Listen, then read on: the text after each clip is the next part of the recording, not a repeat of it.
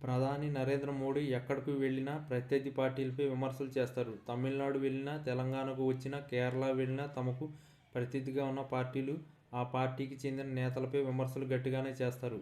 తమిళనాడు వెళ్తే స్టాలిన్ పేరెత్తకుండానే విమర్శలు చేస్తారు. ఇక తెలంగాణకు వస్తే గతంలో బీఆర్ఎస్ను, ప్రస్తుతం కాంగ్రెస్ ప్రభుత్వాన్ని కూడా వదిలిపెట్టకుండా విమర్శలు చేయనిది పోరు.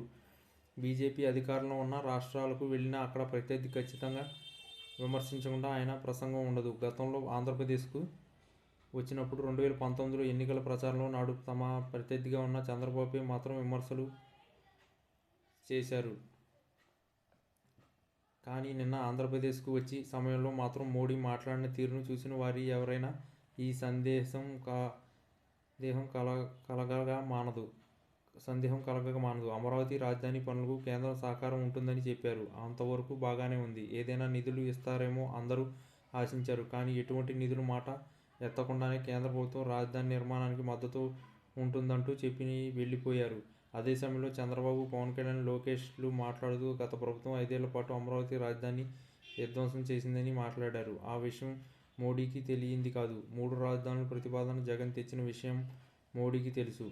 కానీ నిన్న అమరావతికి వచ్చి బహిరంగ సభలో మోడీ మాత్రం జగన్ను ఒక్క మాట అనలేదు. ఆయన ప్రభుత్వంపై ఎట్లాంటి విమర్శలు చేయకపోవడం రాజకీయంగా చర్చనీయాంశమైంది. అన్ని రాష్ట్రాల్లో కూటమి ప్రభుత్వం అంటే బీజేపీకి వ్యతిరేకంగా ఉంటే వారిపై ఫైర్ అయ్యే మోడీ ఆంధ్రప్రదేశ్కు వచ్చేసరికి ఎందుకు జగన్ను విమర్శించలేదన్న అనుమానం సభను వచ్చిన ప్రతి ఒక్కరిలో కలుగుతుంది. చంద్రబాబును, పవన్ కళ్యాణ్ను ప్రస్తావించారు. అంతవరకు బాగానే ఉంది. ముగ్గురం కలిసి రాజధాని నిర్మాణం చేద్దామని అన్నారు. అది కూడా ఓకే.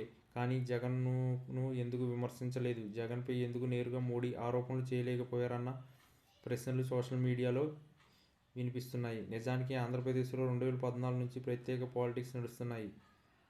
రాష్ట్రాన్ని విభజించడంతో ఇక్కడ కాంగ్రెస్ విలన్ అయింది. అది చావుదెబ్బ తిని 10 ఏళ్ల నుంచి లేవలేకపోతుంది. ఇక్కడ టీడీపీ, వైసీపీ 2 మాత్రమే బలమైనవి. 2 కాంగ్రెస్ పార్టీతో నేరుగా పొత్తు పెట్టుకునే సాహసం చేయలేవు. జగన్ గత 5 ఏళ్ల పాటు అధికారంలో ఉన్నప్పుడు మోడీకి రహస్య మిత్రుడిగా చలామణి అయ్యారన్న విమర్శల్లోనూ వాస్తవం ఉంది.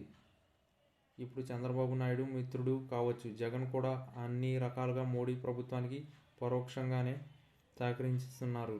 ఈ సమయంలో జగన్పై విమర్శలు చేయడంనే తన ప్రసంగాన్ని ముగించి ప్రధాని వెళ్ళిపోయారన్న కామెంట్స్ సోషల్ మీడియాలో వినిపిస్తున్నాయి. అయితే మోడీ జగన్ను పెద్దగా పట్టించుకోవడం లేదని, చెప్పడానికే విమర్శలు చేయలేదని కూటమి నేతలు సర్ది చెప్పుకుంటున్నారు.